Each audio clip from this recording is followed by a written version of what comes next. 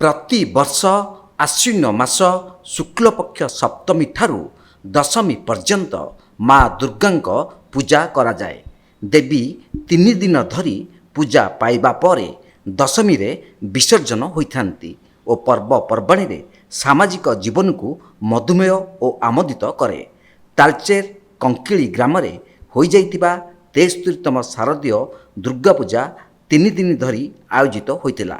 ଏହି ଦୁର୍ଗାପୂଜାରେ ସମସ୍ତ ପାଇକ ଭାଇମାନେ ନିଜ ନିଜର କଳା ଓ ସଂସ୍କୃତିକୁ ଅନୁଧ୍ୟାନ ଐତିହ୍ୟ ପରମ୍ପରାକୁ ବଜାୟ ରଖନ୍ତି ଏବଂ ଏହି ଦୁର୍ଗାପୂଜାରେ ମୁଖ୍ୟ ଅତିଥି ଭାବରେ କେନ୍ଦ୍ରମନ୍ତ୍ରୀ ଧର୍ମେନ୍ଦ୍ର ପ୍ରଧାନ ଯୋଗ ଦେଇଥିଲେ ଓ ପାଇକ ଭାଇମାନେ ବିଶାଳ ପଦଯାତ୍ରା କରି ଶ୍ରୀ ପ୍ରଧାନଙ୍କୁ ପାଛୋଟି ଆଣିଥିଲେ ଓ ବିଭିନ୍ନ ପ୍ରତିଯୋଗିତାମାନଙ୍କୁ ପୁରସ୍କାର ପ୍ରଦାନ କରି କିପରି ପଞ୍ଚାୟତର ଉନ୍ନତି ହେବ ତା ପ୍ରତି ଆଲୋଚନା କରିଥିଲେ।